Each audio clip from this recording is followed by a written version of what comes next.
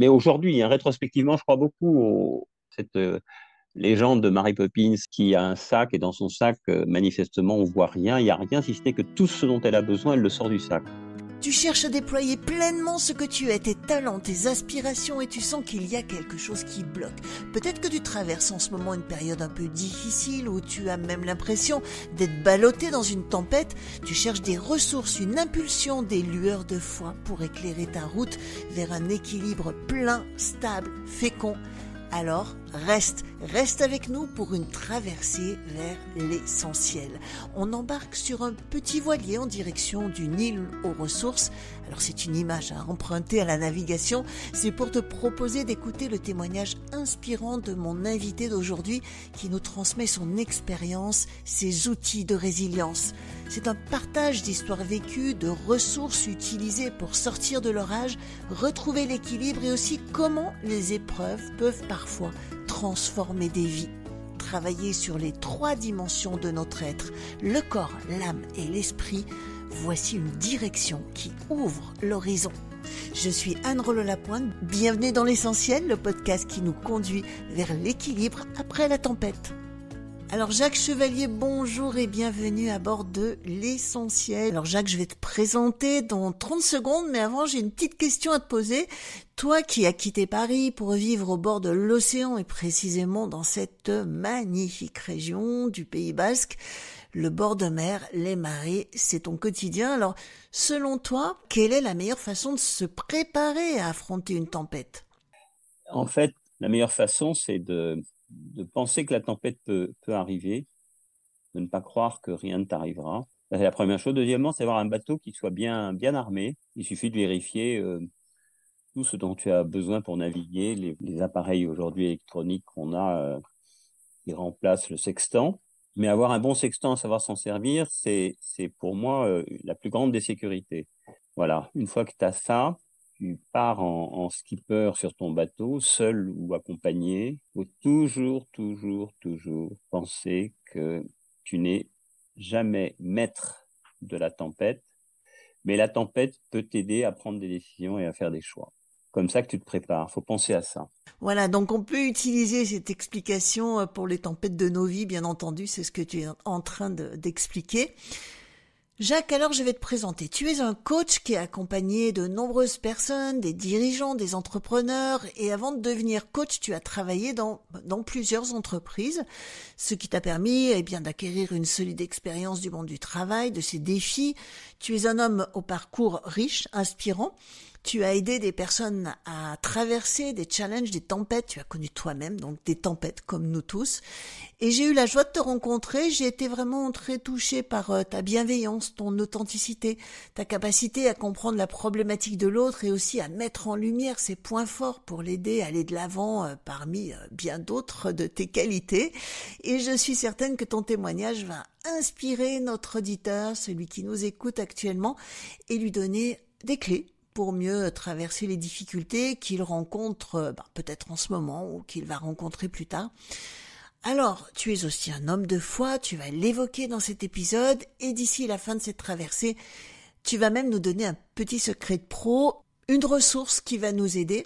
Alors sans plus tarder, Jacques, peux-tu nous raconter cette tempête qui s'est déclenchée dans ta vie ? La tempête que j'ai essuyée, en fait, c'est une succession de tempêtes. Une succession de tempêtes qui m'ont amené à perdre le nord. Et pour un marin, c'est très embêtant de perdre le nord, parce qu'on n'a plus le repère. Et c'est ce qui m'est arrivé, parce qu'en fait, comme tu le présentes très bien, j'ai un parcours assez varié, complexe, mais qui était toujours, chaque transformation dans ce parcours, était toujours, alors là, c'est toute ma vie professionnelle, mais en même temps ma vie personnelle, m'ont amené à arriver dans une impasse. C'est-à-dire, il y a un moment où tu as l'impression que la vie ne peut pas aller plus loin que le fond d'une impasse. Quand on fait un burn-out, par exemple, aujourd'hui, puis dans le passé, il y avait d'autres mots pour dire la même chose, c'est-à-dire qu'on était explosé, que notre corps nous disait stop, notre corps nous disait tu peux toujours vouloir m'emmener à droite ou à gauche, je m'arrête. Eh bien, on est comme liquéfié. Donc c'est vraiment quelque chose qui t'a conduit vraiment au fond du fond du fond, en fait. Oui, c'est très profond. D'où ça vient? C'est pas forcément l'objet de notre échange aujourd'hui. Bien évidemment, je sais très très bien d'où ça vient, mais c'est complexe. Pour tout individu, c'est très complexe. C'est pour ça que c'est si compliqué d'arriver à identifier qu'on est vraiment dans une tempête, identifier qu'on peut en sortir, avoir le courage d'en sortir. Et ben, c'est pas si évident. C'est facile de le raconter après, mais quand on est dans le feu de l'action, c'est, à mon avis, pas si simple. Il faut réunir beaucoup de choses. Quelque part, l'intuition du skipper aussi, quelquefois, c'est d'avoir une intuition que il y a une porte de sortie possible. Il faut oser la prendre. Et il faut y aller en fermant les yeux. Mais aujourd'hui, hein, rétrospectivement, je crois beaucoup à cette légende de Mary Poppins qui a un sac et dans son sac, manifestement, on voit rien. Il n'y a rien si ce n'est que tout ce dont elle a besoin, elle le sort du sac. Voilà. Et pour tout le monde, c'est différent. Il y a des moyens. Et quand j'accompagnais des gens, quand j'accompagnais des groupes, c'était de faire ressortir, faire prendre conscience à celui qui était en face de moi qui il était lui au fond de lui. Que les outils, il les trouvera au fond de lui. Qu'il n'y a pas une personne qui peut se construire en étant construit sur le modèle de l'autre. Oser croire en soi de telle façon qu'on pense qu'on est vraiment unique. Alors, est-ce que ce que tu as vécu t'a aidé à accompagner des personnes qui elles-mêmes vivaient quelque chose de difficile? Et oui, bien sûr, ça m'a énormément aidé. Je n'ai jamais appliqué un modèle à qui que ce soit, à quelque entreprise que ce soit, à quelque personne que ce soit, à quelque groupe. J'ai par ma tempête compris qu'on est tous différents, qu'on est tous uniques. Et donc, tu ne peux pas aider quelqu'un si tu veux lui coller des modèles. Et il se trouve que je suis croyant, j'ai toujours prié. Depuis que je suis tout petit. Avant, c'était un peu comme un mantra. C'est quelque chose qui me permettait de m'endormir. Voilà. Mais il se trouve que c'était toujours là. Et il se trouve qu'au fond du trou, je me suis retrouvé un jour face aux prières d'une abbaye euh, que j'avais rencontrée par hasard. Et j'étais vraiment à ce moment-là au fond du fond du fond du fond. Et il me dit, bah, viens me voir.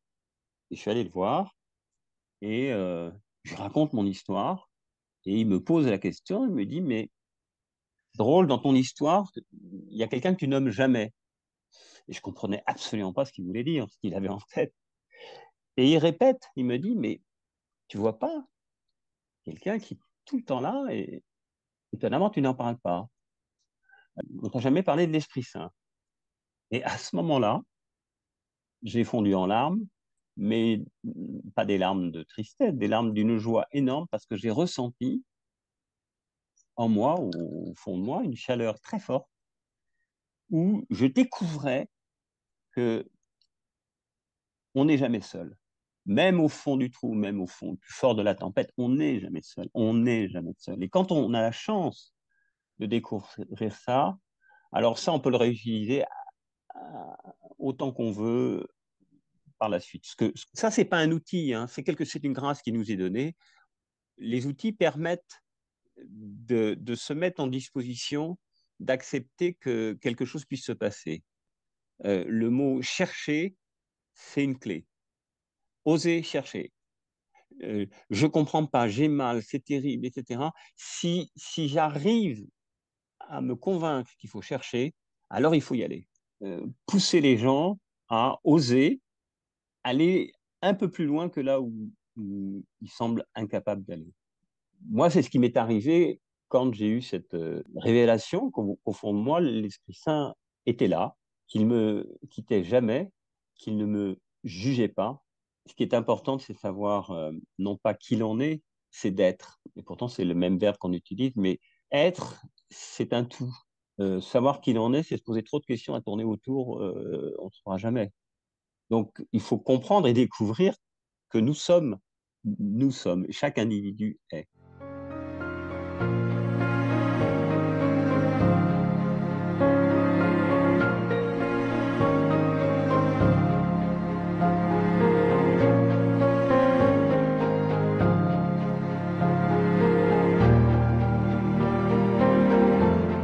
Jacques, est-ce que tu pourrais aussi nous parler des répercussions qu'a pu avoir ce que tu as vécu sur ton corps? Est-ce qu'il y a eu des effets physiques? Est-ce que tu as ressenti de la fatigue, de la tension, des troubles du sommeil ou d'autres symptômes?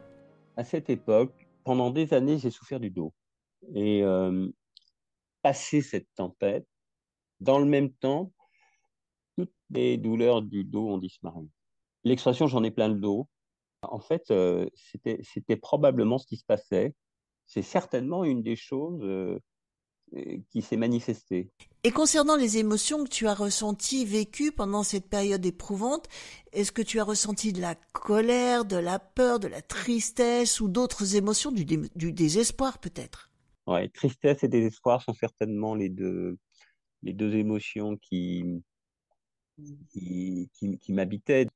Ne pas hésiter à aller chercher les bonnes compétences pour se faire aider, pour se faire accompagner, pour pouvoir euh, sortir d'une situation qui nous enferme.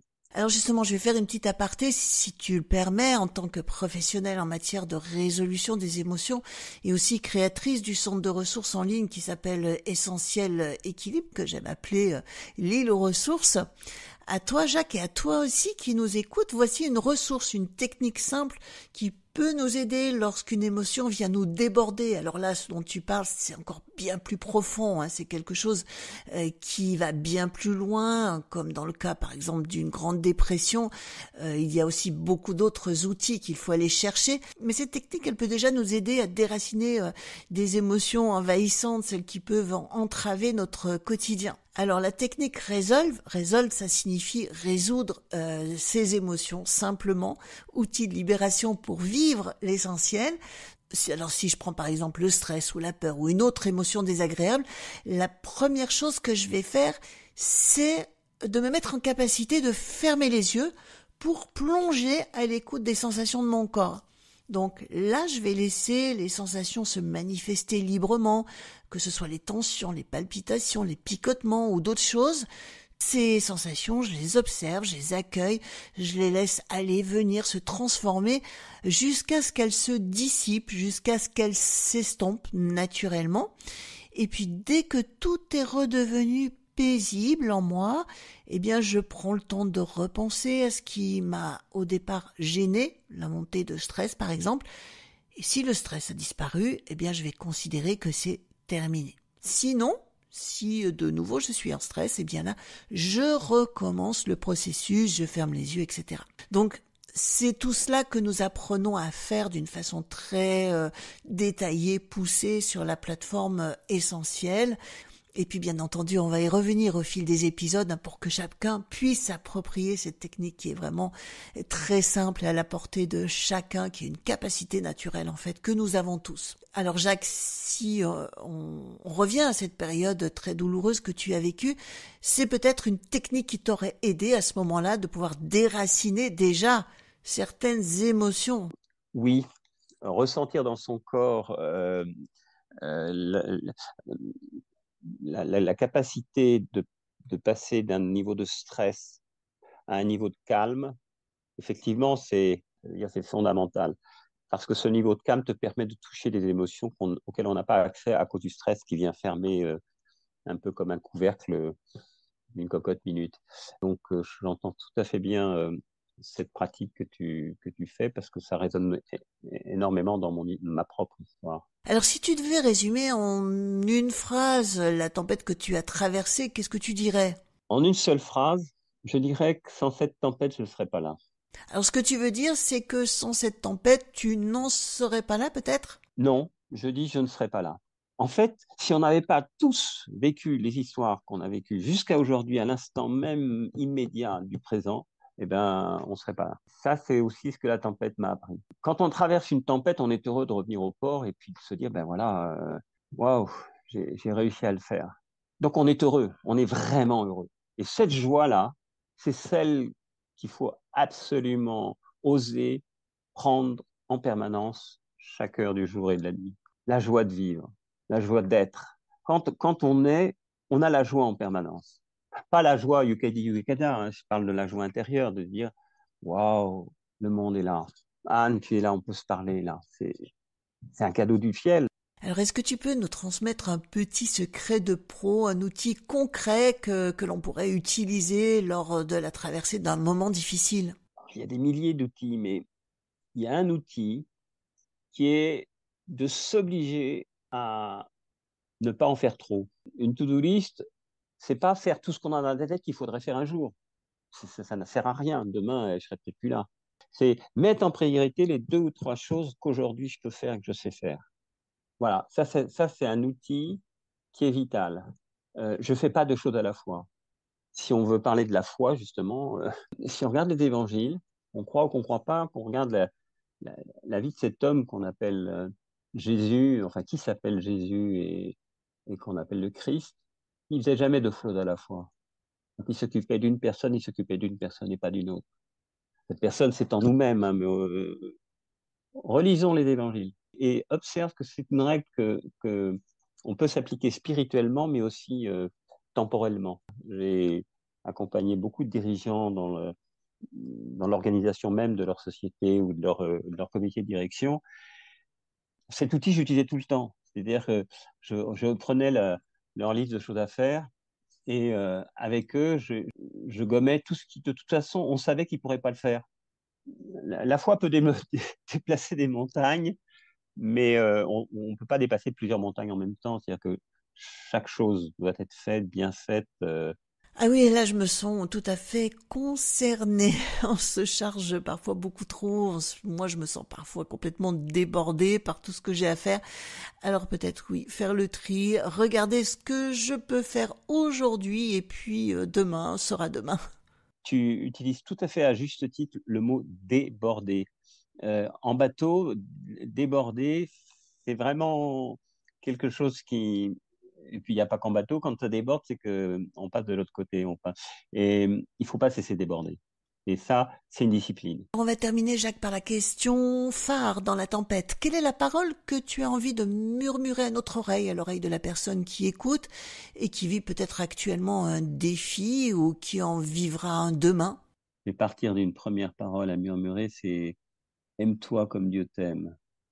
Ça, c'est une première chose. Ose aimer. N'aie pas peur d'aimer.